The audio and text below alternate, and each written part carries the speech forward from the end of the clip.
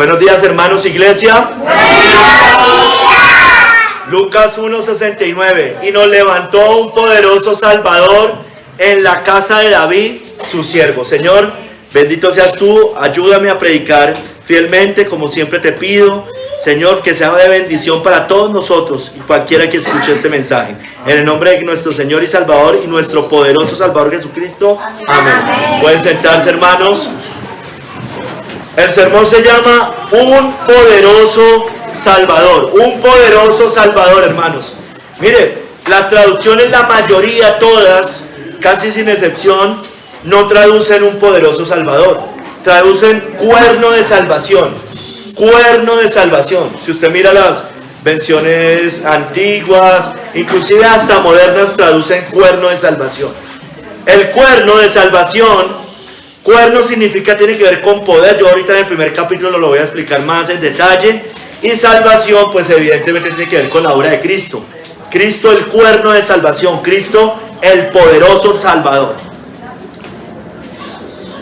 Se refiere aquí evidentemente al Mesías, como les vengo diciendo, a quien Dios ahora había levantado en la familia de David, concebido de la Virgen, que era de Judá, María, ¿no es cierto? Él venía del linaje, ella también venía del linaje de David, era judía, y además Cristo nacería en Belén, la ciudad de David.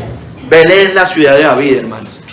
Mire, John Hill dice que se llama cuerno de salvación porque Cristo es un poderoso Salvador. Acuérdense que el cuerno va relacionado con poder, yo ya voy a explicar.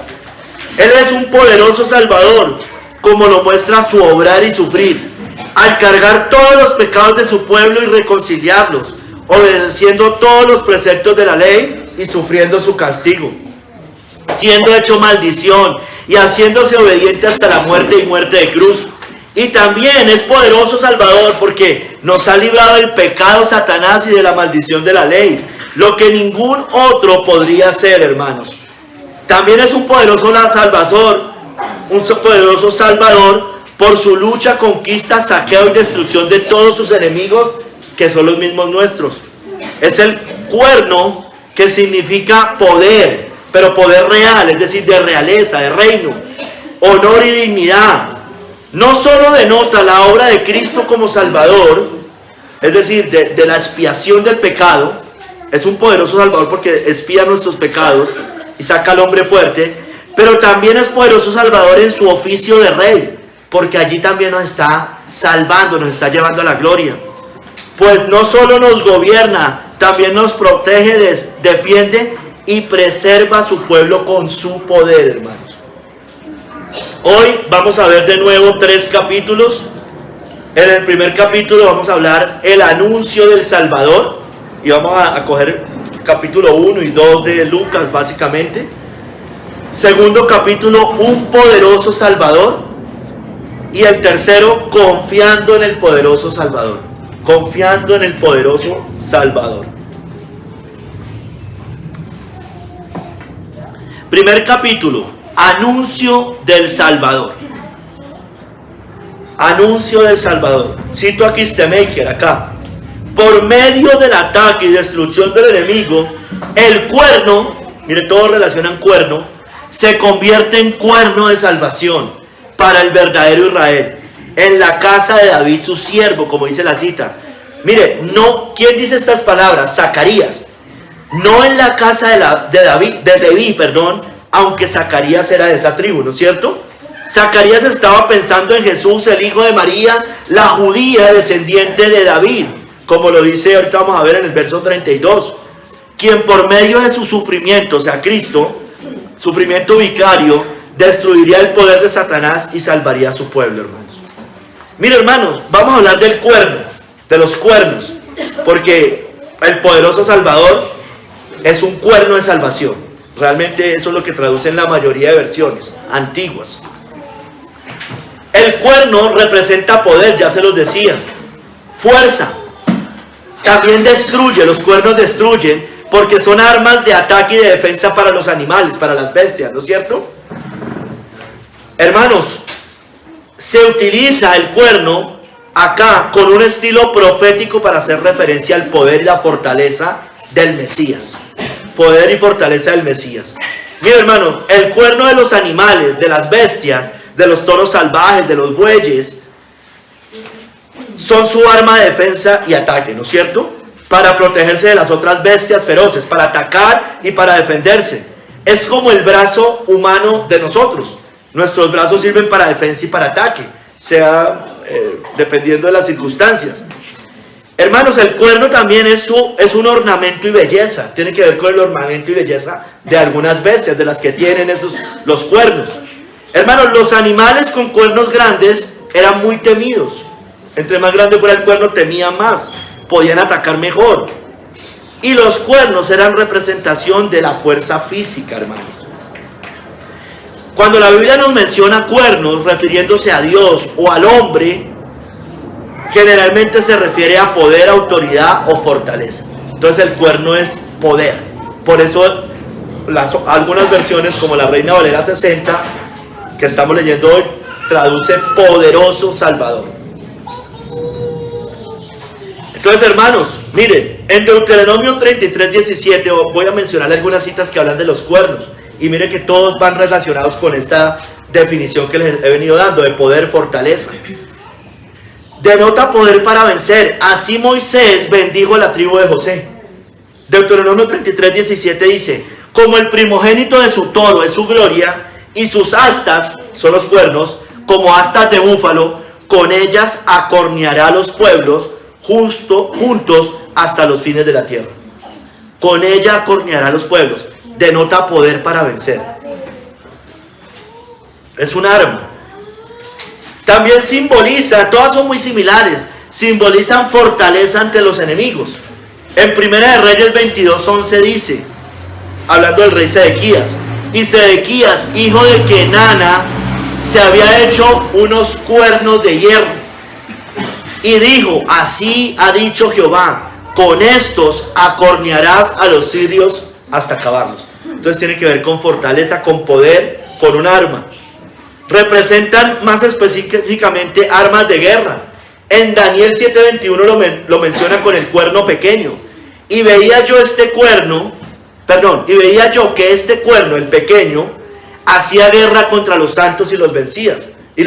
Ya sabemos que eso después simboliza, en el Nuevo Testamento nos muestra que es el anticristo o la primera bestia. Es armas de guerra. También simbolizan reyes o reinos. Simbolizan el poder y la autoridad de algunos reyes y algunos reinos. También lo dice Daniel 7:24. Y los 10 cuernos significan que de aquel reino se levantarán 10 reyes. Y tras ellos se levantará otro, el cual será diferente de los primeros, y a 3 reyes destruirá. Representa reinos, reyes, pero sobre todo poderes malvados, como dice Apocalipsis 3:1. Me paré sobre la arena del mar y vi subir del mar una bestia que tenía 7 cabezas y 10 cuernos, y en sus cuernos 10 diademas, y sobre sus cabezas un nombre blasfemo. Entonces aquí específicamente un reino malvado, el reino del anticristo, el reino de la bestia. Hermanos, pero también representan peligro, los cuernos. Mira lo que dice el salmista en el Salmo 22:21. Sálvame de la boca del león y líbrame de los cuernos de los búfalos. Si usted se encuentra con un animal en algún campo con cuernos, hay que temer, ¿no es cierto? Porque de pronto se nos viene encima y pues podemos perder nuestras vidas. Y él lo relaciona, el salmista David, con los enemigos. Líbrame de los cuernos de los búfalos. Se está refiriendo a los enemigos. Hermanos, pero también los cuernos eran símbolo de la presencia y el poder de Dios. Mire, según la ley de Moisés, la ley levítica, cuando se realizaba un sacrificio, la sangre del animal era vertida en los cuernos del altar en sus 4 extremos. Eso está en Éxodo, en Levítico, en varias partes. Los cuernos del altar eran 4, en cada uno en un extremo. Se vertía, se rociaba sangre del sacrificio. Entonces era símbolo de la presencia y el poder de Dios, hermanos. Y también, hermanos, eran símbolo de refugio. Yo no sé si usted recuerda a Adonías, que se agarró de los cuernos del altar. porque se estaba protegiendo. Dice en Primera de Reyes 1:50, mas Adonías, temiendo de la presencia de Salomón, se levantó y se fue y se asió de los cuernos del altar, porque allá estaba protegido. Y mire que todas estas cosas que yo le estoy diciendo tienen que ver con Cristo. Cristo es nuestro refugio, Cristo es poderoso, es fortaleza, tiene armas de guerra. Lo que pasa es que todo es espiritual en el Señor Jesucristo, en el poderoso Salvador, en el cuerno de salvación, hermanos. Vámonos a Lucas 1. Vamos a recorrer un poco este capítulo y vamos a ver cómo es el anuncio, cómo van llegando al anuncio y hasta el nacimiento del Salvador, hermanos. En la primera parte, váyase desde el verso 5, voy a ir recorriendo unas partes, allí yo le voy diciendo, el anuncio del precursor del Salvador. ¿Quién era el precursor? Juan el Bautista. ¿Y quién era Juan el Bautista? Era el hijo de Zacarías, el que dice estas palabras en esa profecía, que son la cita base. Pero vamos a ir recorriendo desde el verso 5.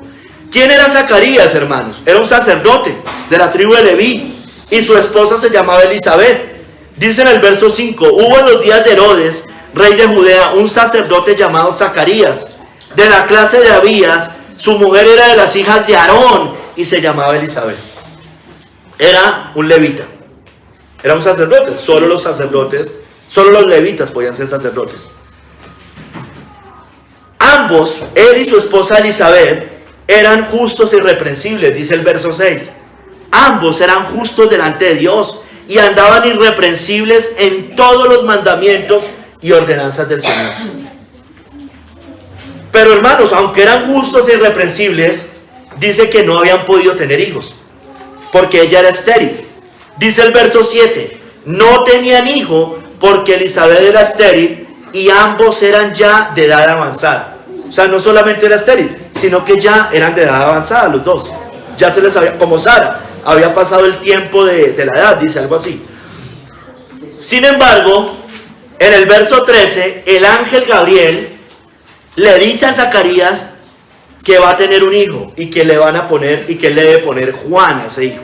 Juan, verso 13, el ángel le dijo, Zacarías, no temas, porque tu oración ha sido oída. Él había orado por eso. Y tu mujer Elizabeth te dará a luz un hijo y llamará su nombre Juan. Juan el Bautista. Juan el Bautista. ¿Y qué iba a pasar con Juan el Bautista?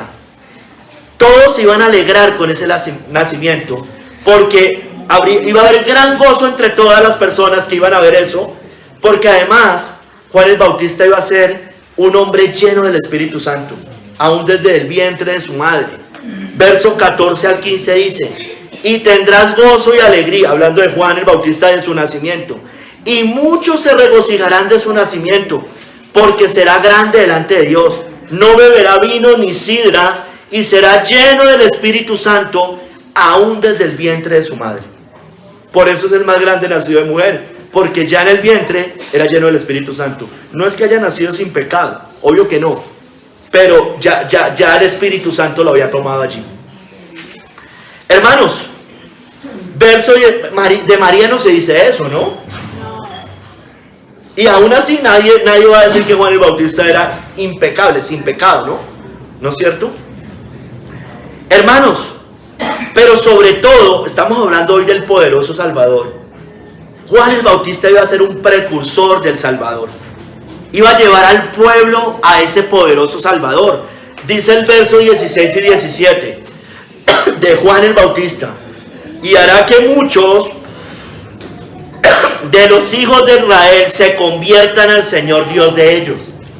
E irá delante de él con el espíritu y el poder de Elías, para hacer volver los corazones de los padres a los hijos y de los rebeldes a la prudencia de los justos, para preparar al Señor un pueblo bien dispuesto. Era el que abría el camino. Era la voz que clama en el desierto, que clamaba en el desierto. Dicen, prepare camino para el Señor. Era el precursor del Salvador, del poderoso Salvador. Hermanos, esto se lo había dicho el ángel Gabriel a Zacarías, todo esto que les acabo de leer. Sin embargo, Zacarías no creyó. Él fue incrédulo, ¿no es cierto? Dice la Biblia en el verso 18, él da esta razón. Yo soy viejo y mi mujer es de edad avanzada. Dice, yo no creo. Yo ya soy viejo y mi esposa es de edad avanzada. ¿Cómo va a ser eso? Hermano, ¿qué le pasa? Todos saben, ¿no? Lo deja mudo, ¿no es cierto? Dios lo deja mudo. En el verso 20 dice, ahora quedarás mudo y no podrás hablar hasta el día en que esto se haga, por cuanto no creíste mis palabras, las cuales se cumplirán a su tiempo. No obstante, hermanos, verso 23 y 25, su hijo fue concebido a los pocos días, a pesar de su incredulidad. Como dice el verso 23 y 25, dice que fue concebido.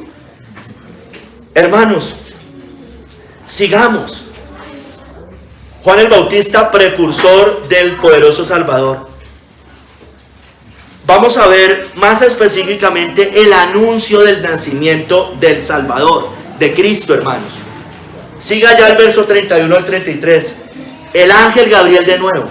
Ya le había hablado a Zacarías, ahorita le va a hablar a María, la madre del Señor. El ángel Gabriel le anuncia a María el nacimiento de Jesús, de Jesucristo, a quien le daría el trono de David.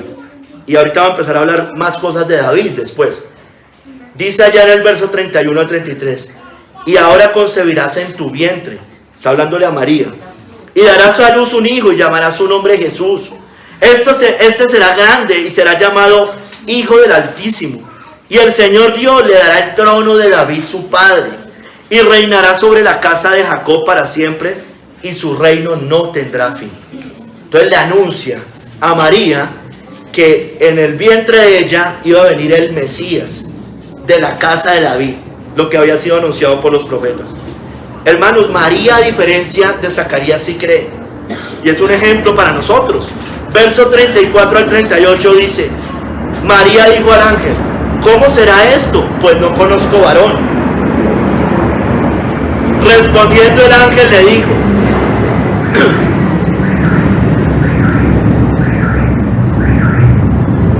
el Espíritu Santo vendrá sobre ti, y el poder del Altísimo te cubrirá con su sombra, por lo cual también el santo ser, santo, perfectamente santo desde su concepción, santo ser que nacerá, será llamado Hijo de Dios. Y he aquí tu pariente Elizabeth, ella también ha concebido hijo en su vejez, y este es el 6º mes para ella, la que llamaban estéril, porque nada hay imposible para Dios. Entonces María dijo, he aquí la sierva del Señor, hágase conmigo conforme a tu palabra. Y el ángel se fue de su presencia.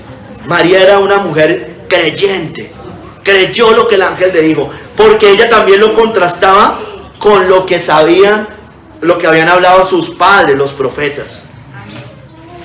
Hermanos, la Biblia nos muestra allá en el verso 41 al 45 que María después va y visita a Elizabeth. Y hermanos, la criatura, Juan en el vientre, salta al oírla, ¿no es cierto? Porque estaba lleno del Espíritu y sabía que allá estaba el Salvador. Verso 41 al 45. Aconteció que cuando oyó Elizabeth la salutación de María, la criatura saltó en su vientre, o sea Juan, y Elizabeth fue llena del Espíritu Santo, y exclamó a gran voz, y dijo, bendita tú entre las mujeres, y bendito el fruto de tu vientre, ¿por qué se me concede esto a mí? Que la madre de mi Señor venga a mí, porque tan pronto como llegó la voz de tu salutación a mis oídos, la criatura saltó de alegría en mi vientre. Y bienaventurada la que creyó, porque se cumplirá lo que le fue dicho por parte del Señor. Hermanos, entonces, bendito el vientre, o sea, ¿por qué ella era bienaventurada? No por ella, por el fruto de su vientre, hermanos.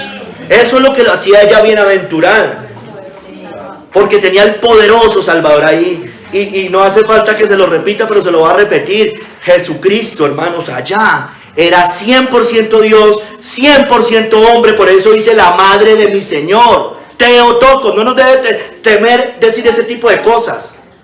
Es la paridora de la segunda persona de la Trinidad como Dios hombre, hermanos. No nos debe dar miedo decir eso, porque la Biblia nos lo dice claramente.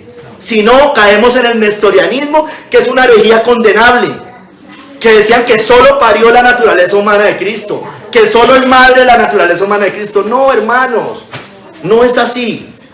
Es el Dios hombre y lo parió. Nos lo está diciendo ahorita, nos lo dicen todas las escrituras. No nos debe dar miedo decir eso, porque si no vamos a terminar como los testigos de Jehová.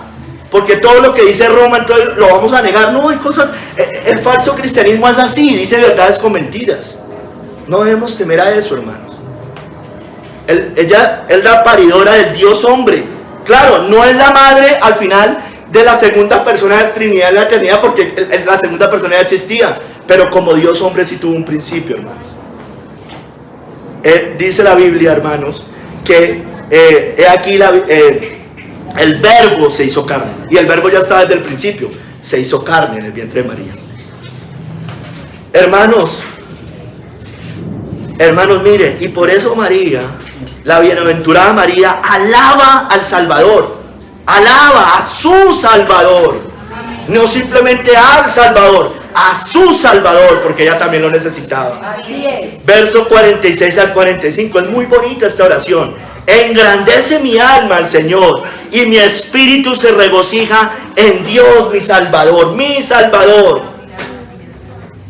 Tenía que ser salva de algo, ¿no? De sus pecados, ¿no? Evidentemente. Porque ha mirado la bajeza de su sierva, pues he aquí, desde ahora me dirán bienaventurada todas las generaciones por el fruto de su vientre. Porque me ha hecho grandes cosas el poderoso, santo es su nombre, y su misericordia es de generación en generación a los que le temen. Hizo proezas con su brazo, esparció a los soberbios en el pensamiento de sus corazones. Quitó de los tronos a los poderosos y exaltó a los humildes. A los hambrientos colmó de bienes y a los ricos envió vacíos. Socorrió a Israel su siervo, acordándose de la misericordia, de la cual habló a nuestros padres para con Abraham y su descendencia para siempre. Bendito el Señor, hermanos. Bendito que puso en el vientre de María al poderoso Salvador. Mire, hermanos, finalmente Elizabeth da luz a Juan, ¿no? A su hijo, al cual le pone por nombre Juan, como el Señor les había dicho. Hermanos, y en ese momento Zacarías recobra el habla. Eso está entre los versos 57 al 63, no lo voy a leer. Pero sí quiero leer lo que dice Zacarías después de que estaba mudo y habla. Miren lo que estaba mudo, nace, recobra el habla. Zacarías, lleno del Espíritu Santo, profetiza el poderoso Salvador, y eso fue lo que cantamos hoy en la última canción.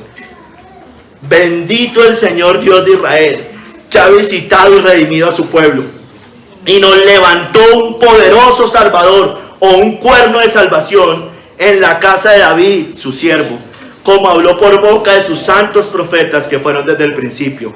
Salvación de nuestros enemigos y de la mano de todos los que nos aborrecieron, para hacer misericordia con nuestros padres y acordarse de su santo pacto. Mire, del pacto, lo que había hecho Abraham, a Isaac, a Jacob, a David, a todos, del juramento que hizo Abraham nuestro padre, que nos había de conceder, que librados de nuestros enemigos, sin temor le serviríamos en santidad y en justicia delante de él todos nuestros días, hermanos, todos nuestros días. Hermanos,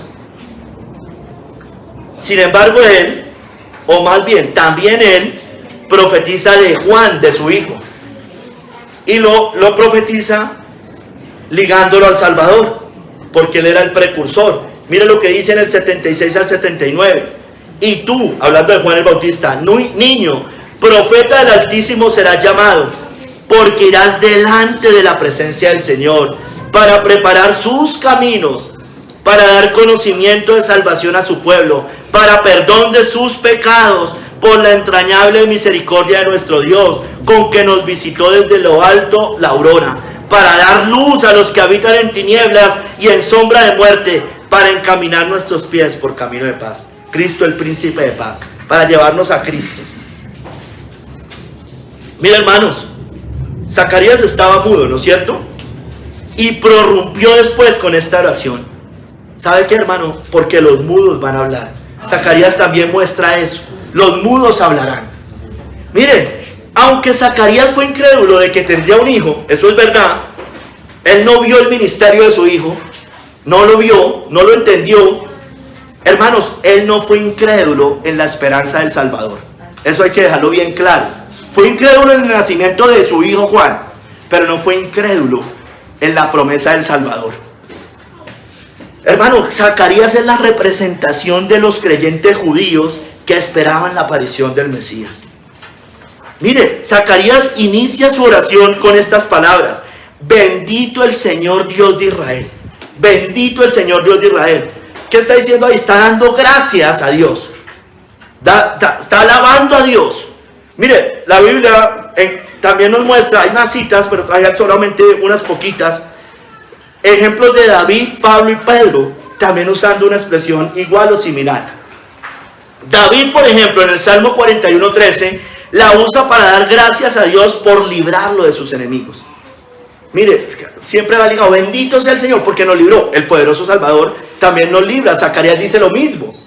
Dice que nos ha levantado un poderoso Salvador que nos libra de nuestros enemigos. Mire lo que dice David: bendito sea Jehová, el Dios de Israel, por los siglos de los siglos. Amén y amén.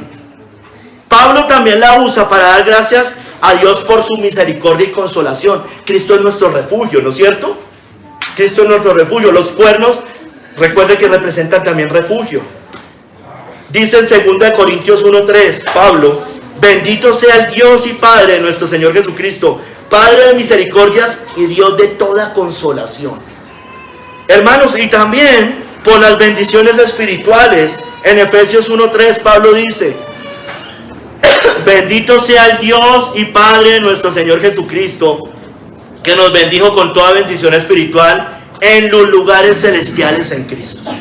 Porque ese cuerno de salvación, ese poderoso Salvador, nos da todas las bendiciones espirituales que usted y yo necesitamos, y que todo el mundo debería entender que las necesita, hermano. Mire, hermano, Pedro también usó esta misma frase o esta misma expresión para hablar del nuevo nacimiento, para dar gracias por el nuevo nacimiento y para dar gracias por la resurrección. Dice en 1 Pedro 1:3: bendito el Dios y Padre de nuestro Señor Jesucristo, que según su grande misericordia nos hizo renacer para una esperanza viva por la resurrección de Jesucristo de los muertos, hermanos. Hermanos, miren, finalmente, el Salvador nace en un pesebre. Hasta ahora no ha nacido en la historia que vamos llevando. Finalmente nace en un pesebre en pleno edicto de empadronamiento o de censo que había decretado Augusto César. Eso está en Lucas 2:7. Más adelante, el ángel habla a los pastores, porque estaba en un pesebre, habla a los pastores de alrededor que estaban por ahí sobre las nuevas de su nacimiento, dando gracias. Por eso, bendito sea el Dios y Padre de nuestro Señor Jesucristo. Aquí también está dando gracias, y mire cómo se los dice: no temáis, porque, lo va a decir más adelante, pero les va diciendo en el 10 al 11, no temáis, porque aquí os doy nuevas de gran gozo, que será para todo el pueblo, que os ha nacido hoy en la ciudad de David un Salvador, que es Cristo el Señor. Mire, las huestes celestiales alabaron y dieron gracias por el nacimiento de Cristo, por el nacimiento del Salvador, del poderoso Salvador. En el 13 al 14, Lucas 2, 13 al 14, dice: y repentinamente apareció con el ángel, ese mismo ángel que les hablaba a los pastores, una multitud de las huestes celestiales que alababan a Dios y decían: gloria a Dios en las alturas, y en la tierra paz, buena voluntad para con los hombres. Bendito sea el Dios y Padre de nuestro Señor Jesucristo. Aquí está diciendo algo similar: gloria a Dios en las alturas, por el Salvador, por Cristo, porque en ese momento les había nacido ese que anunciaron sus padres los profetas. Mira, hermanos, más adelantico, Lucas 2:26, hermanos, Simeón aparece. ¿Recuerdan? Dice la Biblia que es un hombre justo y piadoso, y le fue revelado que no moriría sin ver al ungido del Señor. Dice allá: y le había sido revelado por el Espíritu Santo que no vería la muerte antes que viese al ungido del Señor. Antes que viese al ungido del Señor. Hermanos, mire, Simeón carga en sus brazos al Mesías. Todos saben esa historia. Y alaba a Dios porque con sus propios ojos vio la salvación, hermanos. En el 30 al 32 dice: ahora, Señor, despides a tu siervo en paz, conforme a tu palabra, porque han visto mis ojos tu salvación, la cual has preparado en presencia de todos los pueblos, luz para revelación a los gentiles y gloria de tu pueblo Israel, hermanos. Mire, hermanos, la fe de Zacarías, porque sí tenía fe, fue incrédulo, fue con el nacimiento, pero fue muy crédulo con el Mesías. La fe de Zacarías, la fe de María, la fe de Elizabeth, la fe de Simeón, la fe de todos ellos, hermanos, es fe de admirar. Y debería avergonzarnos a nosotros, hermanos, porque nosotros ya vimos el cumplimiento. Ellos no, hermanos. Ellos estaban esperando algo, podía nunca pasar. Pero, hermanos, nosotros estamos cimentados sobre un cimiento aún más fuerte, hermanos. Así es. Ya se cumplió, ya pasó. Ellos no podrían estar diciendo: no, eso se lo inventaron nuestros padres. Eso fue por allá fábulas para gobernar, para despojar a otros. Hermanos, pero nosotros estamos seguros que eso ya pasó, hermanos. Ya pasó, ya vino el poderoso Salvador, ya nació en la ciudad de David, en Belén. Ya vino, hermanos. Mire, hermanos, por eso Habacuc en el Antiguo Testamento dijo que esta visión, aunque tardara, iba a llegar, la de la primera venida. Dice: aunque la visión tardara aún por un tiempo, más se apresura hacia el fin y no mentirá. Aunque tardara, espéralo, porque sin duda vendrá, no tardará. Y ellos esperaron, ellos fueron pacientes. Fueron muy bienaventurados, hermanos, poder estar allí y ver y caminar y ver a la salvación, al poderoso Salvador, al cuerno de salvación, hermanos. Miren, hermanos, ellos lo esperaban con ansias.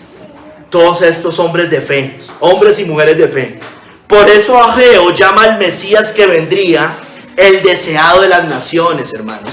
Ageo 2 del 6 al 7. Porque así dice Jehová de los ejércitos: de aquí a poco yo haré temblar los cielos y la tierra, el mar y la tierra seca, y haré temblar a todas las naciones, y vendrá el deseado de todas las naciones, y llenaré de gloria esta casa, ha dicho Jehová de los ejércitos.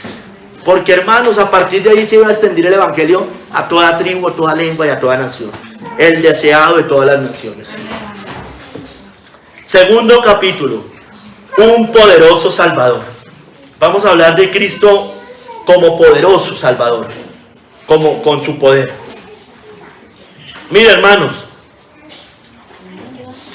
Cristo es el autor de la redención eterna y solo en Él tenemos la salvación. Esto lo está diciendo Matthew Henry. Mira, hermanos, es una salvación honorable porque se eleva por encima de todas las demás salvaciones, es decir, de las salvaciones terrenales, no salvaciones del alma, obviamente, ninguna de las cuales puede comparársele. En ella la gloria del Redentor y los redimidos se elevan y su cuerno es exaltado con honor. El cuerno está por encima de todos los otros cuernos, ¿no es cierto? El reino de Cristo está por encima de todos los otros reinos. Acuérdense que el cuerno también representa eso. Es una salvación, además de eso, abundante. Es un cuerno de la abundancia. Una salvación en la que somos bendecidos con bendiciones espirituales abundantemente. Y, hermanos, y también es una salvación sobre todo poderosa. Porque la fuerza de la bestia está en su cuerno, ¿no es cierto? Lo leíamos. Pero Él ha levantado una salvación que derribará a nuestros enemigos espirituales y nos protegerá de ellos. Hermanos, miren. Dice la cita que nos ha levantado un poderoso Salvador de la casa de David, su siervo, ¿no es cierto? Cito a Matthew Henry hablando de eso, voy a hacer énfasis en la casa de David, en David.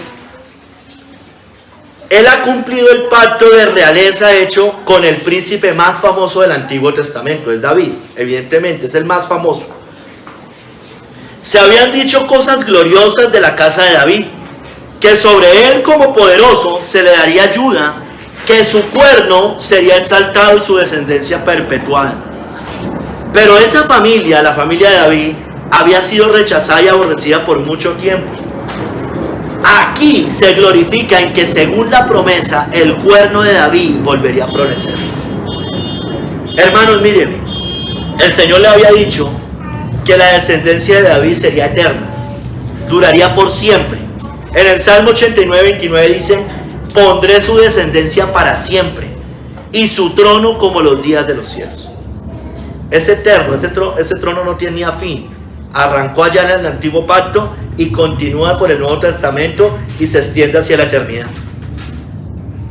De la casa de David retoñaría el poderoso Salvador. Lo dice el Salmo 132, 17, hablando de la casa de David. Allí haré retoñar el poder de David. En unas versiones dice el cuerno de David. He dispuesto lámpara a mi ungido. En Isaías 11:1 dice que vendría del tronco de Isaí. Isaí era el padre de David, ¿no es cierto? Dice allí: saldrá una vara del tronco de Isaí y un vástago retoñará de sus raíces. Hermanos, mire, sobre el trono de David, como ya más o menos se los venía diciendo, levantaría el imperio eterno, el imperio de Cristo, el cuerno de salvación. Isaías 9:7 lo dice: lo dilatado de su imperio y la paz no tendrán límite. Mire, sobre el trono de David y sobre su reino, disponiéndolo y confirmándolo en juicio y en justicia desde ahora y para siempre. El celo de Jehová de los ejércitos hará esto. Bendito el Dios y Padre de nuestro Señor Jesucristo. Bendito sea el Dios de Israel, como dijo Zacarías. Hermanos, es por eso también, entre otras cosas, que en la genealogía de Cristo, en Mateo 1:1, a Cristo se le reconoce como el hijo de David, ¿no es cierto? Dice allí: libro de la genealogía de Jesucristo, hijo de David, hijo de Abraham. Hijo de David, eso es donde estoy haciendo el énfasis, porque viene de la casa de David. Mire, hermanos, la gente, asombrada por sus milagros, preguntaban si ese era aquel hijo de David, porque sabían que el Mesías iba a venir de la casa de David. Dice en Mateo 12, 22 al 23: entonces fue traído a él un endemoniado ciego y mudo, y le sanó, de tal manera que el ciego y mudo veía y hablaba. Y toda la gente estaba atónita y decía: ¿será este aquel hijo de David? O sea, estaban diciendo: ¿será este aquel Mesías? Eso es lo que estaban diciendo cuando decían el hijo de David. Mire, por ejemplo, una mujer cananea clamó a Cristo mismo por su hijo endemoniado, llamándolo hijo de David.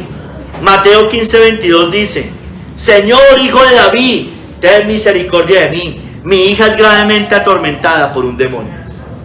Se estaba dirigiendo ella al Mesías. Ella entendía perfectamente a quién se estaba dirigiendo y sabía que era poderoso para sanar en este caso.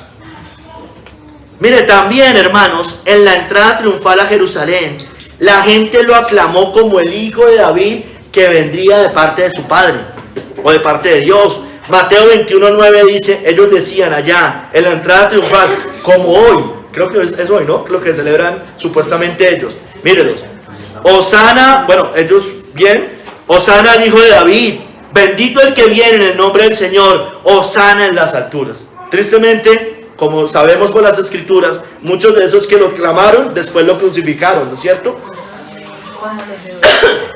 Hermanos, por ejemplo, el ciego Bartimeo le clamó a Cristo como el hijo de David para recibir la vista.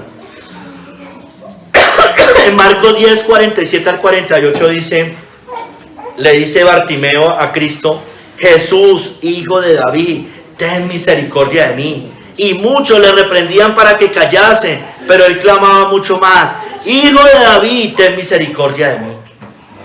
Porque sabía a quién se estaba dirigiendo. No se estaba dirigiendo a un médico cualquiera, a un profeta cualquiera. Se estaba dirigiendo al hijo de David, al Mesías, hermanos. Mire, y es por eso que Cristo les pregunta en el templo sobre este título. Les dice: bueno, ¿ustedes por qué me llaman así? Miren lo que dice en Marcos 12, 35 a 37. Dice, ¿cómo dicen los escribas que el Cristo es hijo de David? Porque el mismo David dijo por el Espíritu Santo, dijo el Señor a mi Señor, siéntate a mi diestra hasta que ponga a tus enemigos por estrado de tus pies. David mismo le llama Señor, ¿cómo pues es su hijo? O sea, él sabía, lo reconocían. Y tristemente, muchos de los que lo reconocían también lo negaron. Pero aquí, los escribas en este caso, ellos sabían que el Cristo más bien, era el hijo de David. No que el que tenían ahí, ¿no es cierto? Porque sabemos que lo rechazaron. Pero lo tenían claro por las escrituras, que venía del linaje de David, de la casa de David. Hermano, por eso toda la gente en general sabía que el Cristo vendría del linaje de David. Lo dice Juan 7 del 40 al 42. Verdaderamente este es el profeta. Otros decían, este es el Cristo. Pero algunos decían, ¿de Galilea ha venido el Cristo? ¿No dice la escritura que del linaje de David y de la aldea de Belén, de donde era David, ha de venir el Cristo? Claro, venía del linaje de David, de la aldea de Belén, evidentemente. ¿No es cierto? Cristo vivía en Galilea, pero no era porque hubiera nacido allá. Él nació en Belén. Hermanos, por eso lo sabemos. Más bien, ellos lo sabían porque todos los profetas, todos sus padres, habían declarado que el Salvador vendría del linaje de David. Lo dice Pablo en Romanos 1, del 1 al 3. Pablo dice que él había sido apartado para el Evangelio de Dios, que él había prometido antes por sus profetas en las Santas Escrituras acerca de su Hijo nuestro Señor Jesucristo, que era del linaje de David según la carne, que era del linaje de David.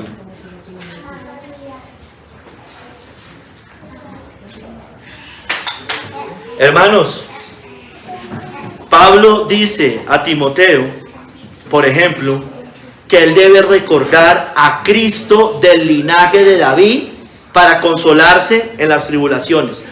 Le dice en 2 Timoteo 2, 8 al 9, acuérdate de Jesucristo del linaje de David, resucitado de los muertos conforme a mi evangelio, en el cual sufro penalidades hasta prisiones a modo de malhechor, mas la palabra de Dios no está presa.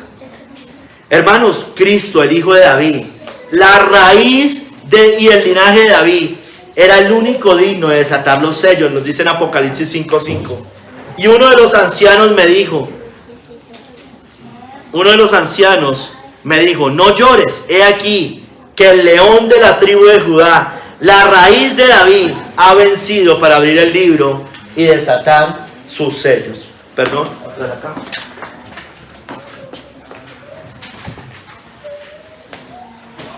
Y desatar sus sellos, hermanos. Entonces, hermanos, ya entendiendo mejor esto, que Cristo era un judío, hermanos. Era un judío. Venía de la tribu de Judá y venía de la familia de David, hermanos. Hermanos, miren, hablemos del poderoso Salvador. Enfaticemos ahorita más en el poderoso Salvador, en el cuerno de salvación. Como venía diciendo, Dios haría retoñar el poder de David ante sus enemigos. Yo ya les había leído esta, pero la voy a volver a leer. Allí haré retoñar el poder de David. He dispuesto lámpara ungido.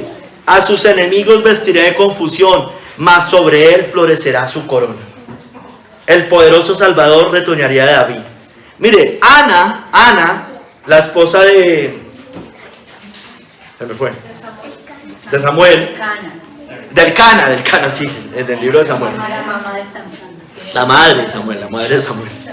Ana profetizó el poder del ungido de Dios. Estoy enfatizando en el poder del Salvador. Profetizó que el Mesías vendría con el poder porque era el ungido de Dios. En 1 Samuel 2:10, delante de Jehová serán quebrantados sus adversarios, y sobre ellos tronará desde los cielos. Jehová juzgará a los confines de la tierra. Dará poder a su rey y exaltará el poderío de su ungido. Está hablando de Cristo, del Mesías. Ana estaba profetizando del Mesías.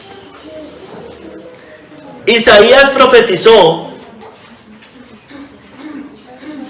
que el Dios fuerte nacería el Dios fuerte, porque un niño nos es nacido, Hijo nos es dado, y el principado sobre su hombro, y se llamará su nombre admirable, consejero, Dios fuerte, Dios fuerte. No iban a ser un mero hombre, no iban a ser un mero profeta, iban a ser el Dios hombre, Dios fuerte, el poderoso Salvador, hermanos. Amén.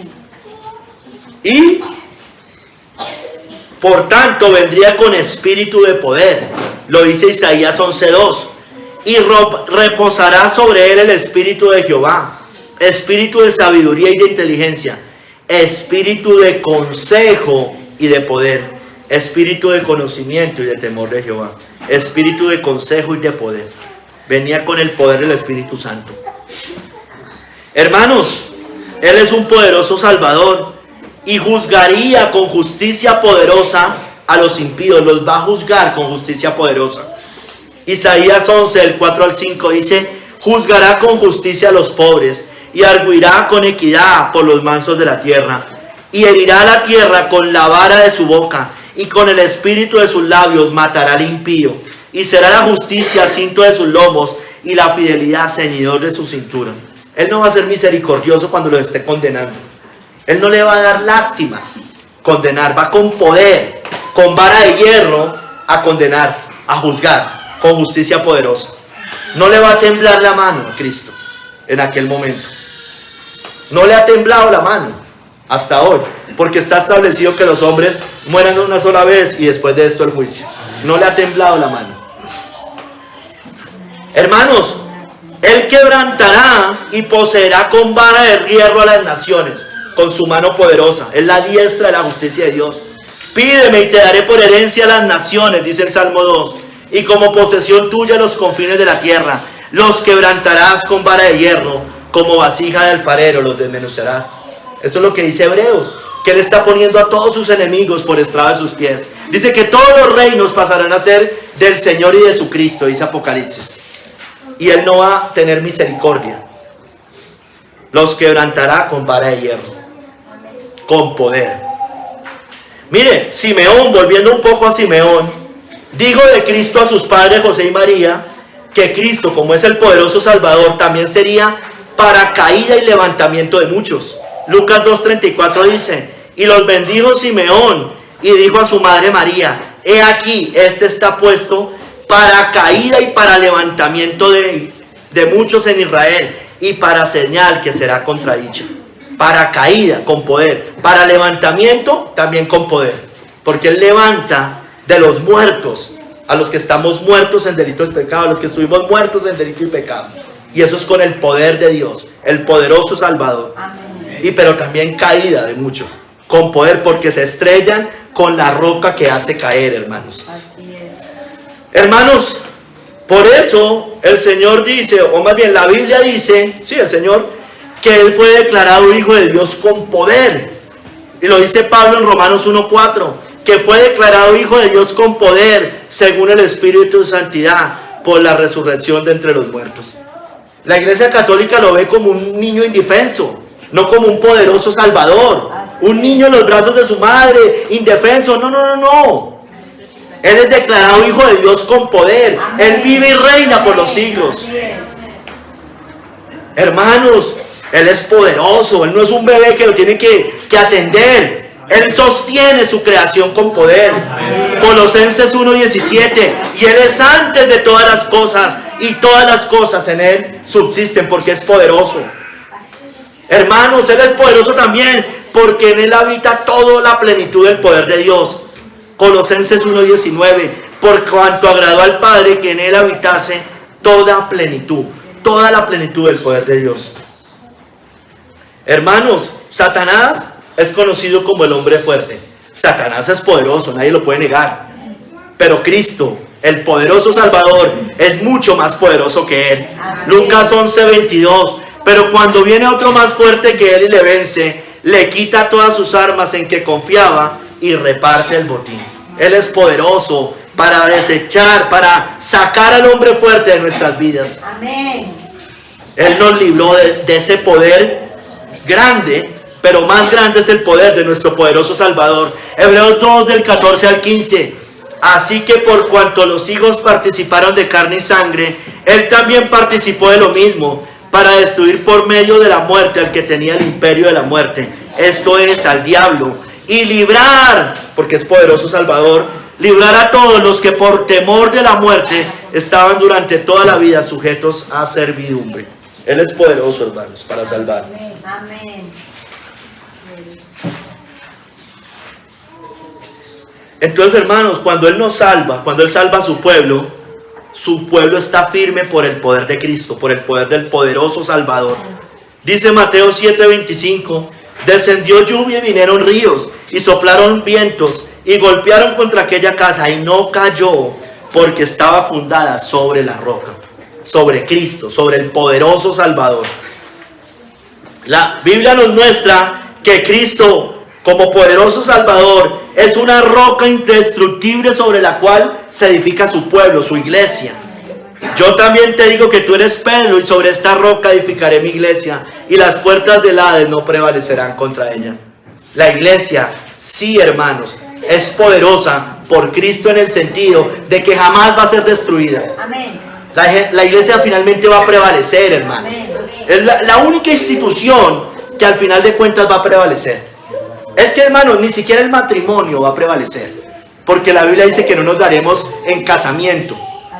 Pero la iglesia como institución, como pueblo de Dios, la única que va a prevalecer, hermanos. Amén.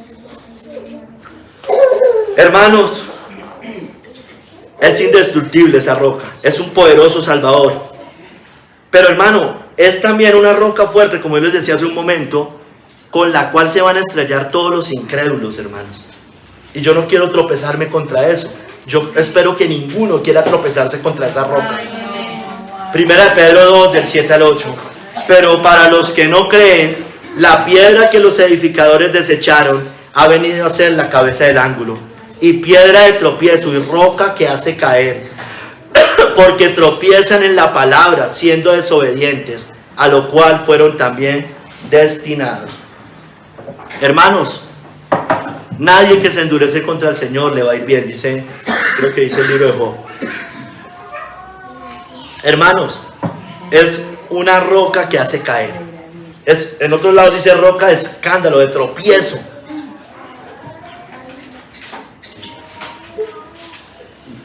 Hermanos, Él es el poderoso Salvador.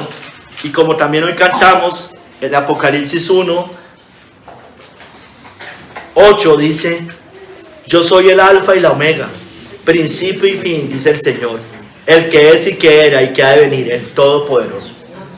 Esta es la cita tal vez más clara para un testigo de Jehová. Bueno, hay muchas, ¿no? Realmente hay muchas. Pero, hermano, el todopoderoso. Nadie más puede ser todopoderoso si no es Dios. Y aquí está hablando del Hijo. ¿Cómo pueden explicar eso? Él es el todopoderoso. Cristo es el todopoderoso. Es el poderoso Salvador. Amén. Tercer capítulo, hermanos. Entonces usted y yo tenemos un poderoso Salvador, levantado de la casa de David. Debemos confiar, tercer capítulo, en el poderoso Salvador. Confiando en el poderoso Salvador. Mira, hermanos, así como los judíos piadosos, escúcheme bien, esperaron al poderoso Salvador, su primera venida, nosotros también debemos esperar su gloriosa segunda venida. La gloriosa segunda venida de nuestro gran Salvador. Y también debemos esperar confiados y aferrados a su poder. Amén. Porque estamos confiando, debemos confiar en el poderoso Salvador. Mira, hermanos, Job, el libro de Job, el más antiguo al parecer de la Biblia. Job esperaba la primera venida del Redentor con su resurrección. Pero él también en las mismas citas, en dos versos seguidos, también habla de su segunda venida y nuestra resurrección. Job 19, 25 al 27 dice: yo sé que mi Redentor vive y al fin se levantará sobre el polvo. Está hablando de la primera venida. Y después de deshecha está mi piel, en mi carne de ver a Dios, al cual veré por mí mismo, y mis ojos lo verán, y no otro, aunque mi corazón desfallece dentro de mí. Primera y segunda venida. mis ojos. Y dice, en mi carne de ver a Dios. No es cuando murió, lo vio, pero él está hablando en mi carne. Cuando sea la resurrección, hermanos. En mi carne de ver a Dios. Hermanos, Cristo vino la primera vez, dice la Biblia, a ofrecerse por nuestros pecados, ¿no es cierto? Y eso fueron lo que estaban esperaron todos esos hombres de Dios, hombres y mujeres, Zacarías, María, Simeón, todos ellos. Pero Él volverá por segunda vez ya, como dice Hebreos, sin relación con el pecado. Hebreos 9:29. Así también Cristo fue ofrecido una sola vez para llevar los pecados de muchos.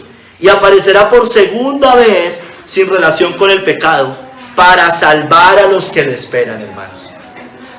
Entonces, ellos esperaron la primera venida con ansias, el deseado de las naciones. Nosotros debemos esperar como ellos, imitar esa fe, que la visión, aunque tardare, se cumplirá, porque también después lo aplica el autor de Hebreos, ¿no es cierto? Pero ya aplicaba la segunda venida. Hermanos, usted y yo lo debemos esperar anhelando su retorno. Apocalipsis 22:17.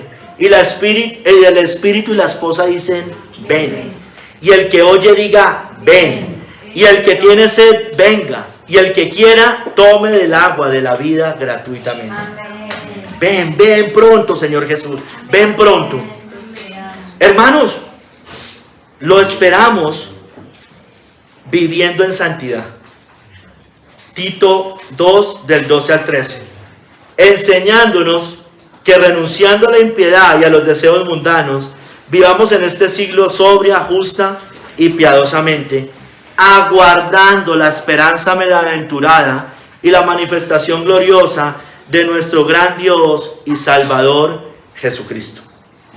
Hermanos, lo esperamos viviendo en santidad y lo esperamos confiados en que el poderoso Salvador nos ayuda. Entonces, por eso también lo esperamos con fe paciente, hermanos. Como dice Hebreos 10, 36 al 38, ahorita se las voy a leer. Porque es necesario la paciencia, para que habiendo hecho la voluntad de Dios, obtengáis la promesa. Porque aún un poquito, y el que ha de venir vendrá y no tardará. Amén. Mas el justo vivirá por fe, y si retrocediere, no agradará a mi alma. Entonces, mire que cita otra vez a Habacuc, ¿no? Cita a Habacuc acá.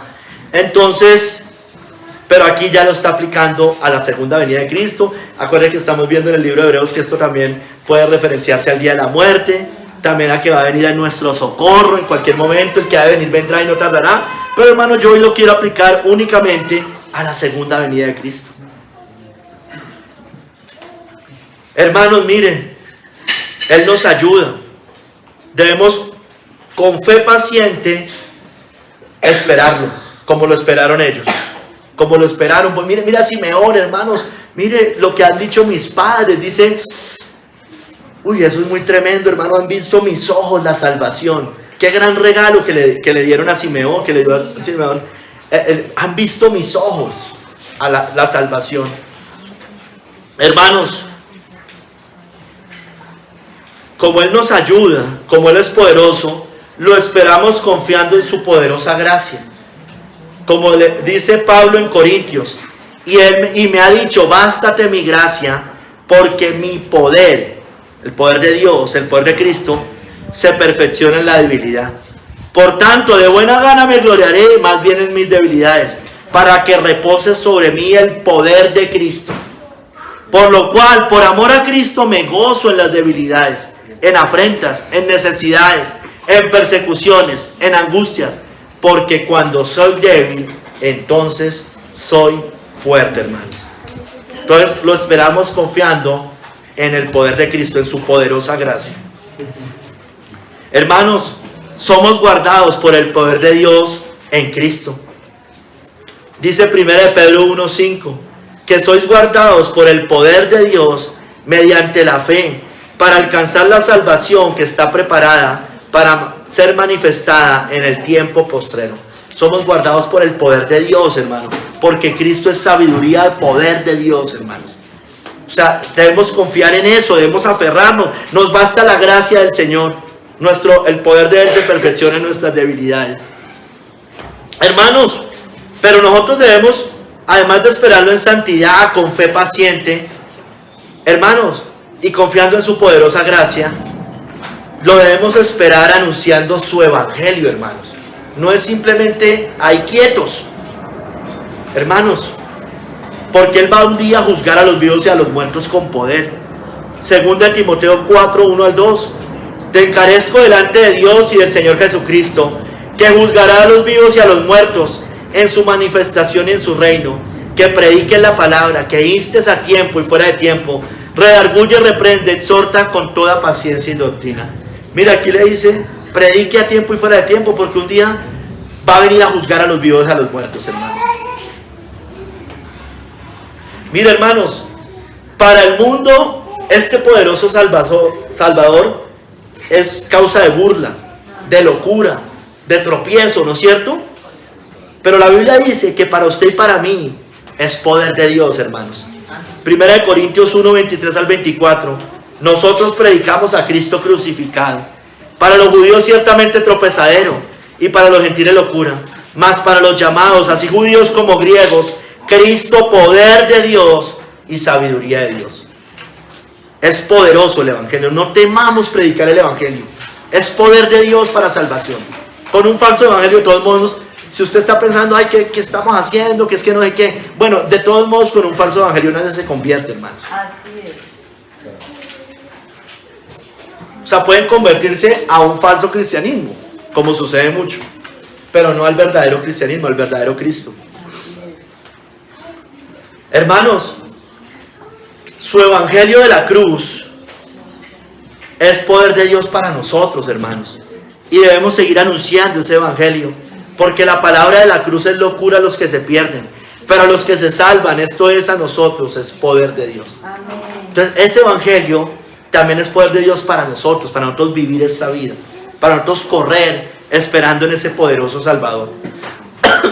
Hermanos, ese evangelio de la cruz es poder de Dios, hermanos. Entonces usted y yo no nos debemos avergonzar de anunciar el verdadero evangelio. Hoy vamos a salir a predicar. Hoy está siendo un buen día. Amén. Esperemos que sea así, que el Señor nos lo permita. Amén. Romanos 1:16. Yo no me avergüenzo del evangelio, porque es poder de Dios para salvación. Amén. A todo aquel que cree, al judío primeramente y también al griego. Amén. Para todos. No hay otro evangelio, hermanos. Es el evangelio de Cristo.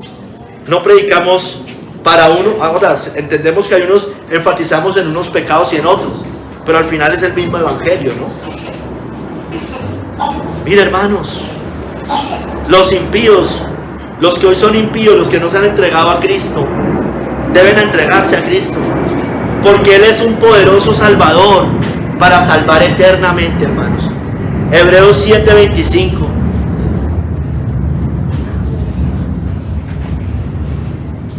Por lo cual puede también salvar perpetuamente a los que por Él se acercan a Dios, viviendo siempre para interceder por ellos. Hermanos, es poderoso Salvador, por eso puede salvar por la eternidad. Los falsos salvadores no salvan por la eternidad. Los reinos de la tierra salvan temporalmente, hermanos, ¿no es cierto? Pero como Él es un poderoso Salvador, es el cuerno de salvación, puede salvar perpetuamente. Solo Él puede salvar perpetuamente. Debemos aferrarnos a Él, porque Él, además de eso, a los que ya creemos en Él, vive siempre para interceder por nosotros, porque es poderoso para sustentarnos y para interceder por nosotros. Hermanos, Él es un poderoso Salvador y juzgará al mundo con poder. Él va a volver un día, por tanto todos deberían arrepentirse. Amén. Dios, habiendo pasado por alto, dice Hechos 17, 30 al 31, los tiempos de esta ignorancia, ahora manda a todos los hombres en todo lugar que se arrepientan, por cuanto ha establecido un día en el cual juzgará al mundo con justicia por aquel varón a quien designó, dando fe a todos con haberle levantado de los muertos. Lo levantó el Señor con el poder de Dios, con el poder del Espíritu Santo. Se levantó con poder Cristo. Y con ese mismo poder, un día va a venir a juzgar a los vivos de los muertos. Por eso todos deberían arrepentirse. pero yo sé que nadie, la mayoría, no nadie, la mayoría no se va a arrepentir.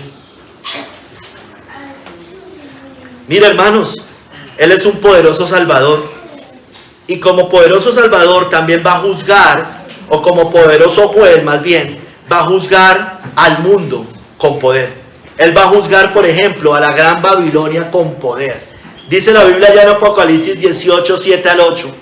Mire, Babilonia la grande, poderosa, pero Él es mucho más poderoso. Cuanto ella se ha glorificado y ha vivido en deleites, tanto darle de tormento y llanto, porque dice en su corazón, yo estoy sentada como reina, con poder, y no soy viuda, ¿cómo no? Y no veré llanto, por lo cual en un solo día vendrán sus plagas, muerte, llanto y hambre, y será quemada con fuego. Mire, porque poderoso es Dios el Señor que la juzga, con poder la va a juzgar. Que venga rápido ese día, siempre decimos lo mismo, ¿no es cierto? Que venga rápido, que venga rápido.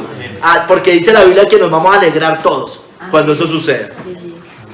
Hermanos, Él es un poderoso Salvador, pero también es un poderoso juez, como yo les decía.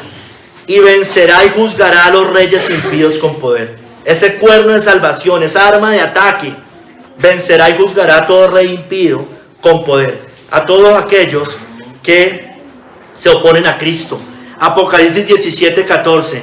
Pelearán contra el Cordero y el Cordero los vencerá, porque Él es Señor de señores y Rey de reyes, y los que están con Él son llamados y elegidos y fieles. Así como el cuerno era un arma de ataque para vencer, aquí mismo ese cuerno de salvación es el Cordero que va a vencer a todos sus enemigos. Hermanos, ese cuerno de salvación, ese poderoso Salvador, nos muestra en las Escrituras que con los fuertes aún de la tierra ha repartido despojos. ¿No es cierto? Isaías 53, 12. Por tanto yo le daré parte con los grandes, y con los fuertes repartirá despojos, por cuanto derramó su vida hasta la muerte, y fue contado con los pecadores, habiendo Él llevado el pecado de muchos, y orado por los transgresores. Con los fuertes ha repartido despojos. Muchos reinos se han fundado basados en Cristo. Muchas naciones e imperios han sido cobijados bajo las ramas de Cristo, hermanos, bajo las ramas del cristianismo, sobre esa vida y muchas ramas. Hermanos, con los fuertes repartirá despojos. Al final todos los reinos van a pasar a Él, y todo va a ser para Él. Mire, hermanos, en Zacarías 12, del 10 al 12, mire, de la casa de David, ¿no es cierto? Les hablé hace un momento en el segundo capítulo de la casa de David, su siervo. Bueno, hermanos, Él va a derramar gracia salvadora de nuevo, grandemente y abundantemente sobre la casa de David. Zacarías 12, 10 al 12. Y derramaré sobre la casa de David y sobre los moradores de Jerusalén espíritu de gracia y de oración. Y mirarán a mí, a quien traspasaron, y llorarán como se llora por hijo unigénito, afligiéndose como él, como quien se aflige por el primogénito. En aquel día habrá gran llanto en Jerusalén, como el llanto de Adadrimón en el valle de Megiddo. Y la tierra lamentará cada linaje aparte, los descendientes de la casa de David por sí, y sus mujeres por sí. Después dice de Natán, de Leví, de Simeí, y todos los otros linajes, hablando de la casa de David en general, de Israel. Hermanos, estos judíos de los últimos tiempos deben hacer como sus antepasados piadosos, como Zacarías, como Simeón, como María, como Elizabeth. Deben reconocerlo y esperarlo de la misma manera, y deben reconocer que sus padres mataron o traspasaron al hijo de David. Hermanos, Él vendrá con poder a libertar a la casa de David. Luego todo Israel será salvo, como está escrito: vendrá de Sión el libertador, que apartará de Jacob la impiedad, y este será mi pacto con ellos cuando yo quite sus pecados. Con poder va a quitar sus pecados. Vendrá de Sión el libertador, el poderoso Salvador, hermanos. Hermano, pero también, no solo por ellos, vendrá con poder y gran gloria a reunir a todo su pueblo, incluyendo a la casa de David. Mateo 24, 29 al 31. Entonces aparecerá la señal del Hijo del Hombre, y entonces lamentarán todas las tribus de la tierra, y verán al Hijo del Hombre viniendo sobre las nubes del cielo. Mire, con poder y gran gloria, hermanos. Y enviará a sus ángeles con gran voz de trompeta, y juntará a sus escogidos de los cuatro vientos, desde un extremo del cielo hasta el otro. Hermanos, usted ya lo sabe, usted lo dice, yo lo repito muchas veces. Vino primero en debilidad, ¿no es cierto? En debilidad en cuanto a la carne, ¿no es cierto? Porque fue humillado, despreciado. Pero va a volver, como dice Apocalipsis también, como el león de la tribu de Judá, como el linaje de David. Hermanos, con poder y gran gloria a reunir a todo su pueblo. Y eso solo lo puede hacer un poderoso Salvador. Amén. Vendrá con poder a resucitar a su pueblo finalmente. La gloriosa resurrección. Porque el Señor mismo, con voz de mando, con voz de arcángel y con trompeta de Dios, descenderá del cielo, y los muertos en Cristo resucitarán primero. Luego nosotros, los que vivimos, los que hayamos quedado, seremos arrebatados juntamente con ellos en las nubes para recibir al Señor en el aire, y así estaremos siempre con el Señor. Él viene con poder, con voz de mando, con voz de arcángel, con trompeta de Dios. No viene en debilidad, viene con poder, hermanos. Hermanos, mire, y ahí al final de ese verso, más bien continuando ahí en Tesalonicenses, la que acabo de leer, en el verso 18 dice: por tanto, alentados los unos a los otros con estas palabras. Debemos confiar en ese poderoso Salvador, hermanos, en la raíz y el linaje de David, hermanos, en ese poderoso Salvador que levantó de la casa de David, porque Él es poderoso no solo para salvarnos, es poderoso para mantenernos en pie, es poderoso para socorrernos, seguirnos socorriendo, es poderoso porque va a volver un día a juzgar a los vivos y a los muertos con poder. Amén. Es poderoso porque va a venir un día también a recoger a su pueblo, hermanos, completico, no le va a faltar ninguno, porque Él es un poderoso Salvador. Pero si usted rechaza a Cristo en vida, pues va a tener un poderoso, ya no Salvador, sino un poderoso juez que lo va a juzgar con ojos como llama de fuego. Hermanos, tenemos un poderoso Salvador que volverá por nosotros un día. Ya vino. Ellos esperaron esa promesa, pero Él va a volver y nosotros también estamos esperando esa promesa. Y nos levantará un poderoso Salvador en la casa de David, su siervo. Señor, te doy gracias, Padre. Obra en nosotros, Señor. Mira, Señor, debemos entender que tenemos un gran y poderoso Salvador. Amén. Un grande, el más grande de todos. Tú lo has levantado en la casa de David, tu siervo. Nosotros queremos ser siervos como lo fue David, siervos como lo fueron María, Zacarías, Simeón, Pablo, Pedro, Juan, todos ellos. Queremos ser como ellos, queremos tener esa fe, Señor. Aunque sea un poquito cerca, Señor, perdónanos, porque no tenemos esa fe. Padre, tenemos un poderoso Salvador que nos sigue llevando hasta la gloria. Tenemos un poderoso Salvador sobre el cual nos podemos aferrar a su bendita gracia. Tenemos un poderoso Salvador que un día vamos a volver a ver con nuestros ojos, como dijo Job, en nuestra carne, como dice allí, en esa resurrección gloriosa. Te damos gracias, Padre. Obra en nosotros, ayúdanos, en el nombre de nuestro Señor Jesucristo. Amén.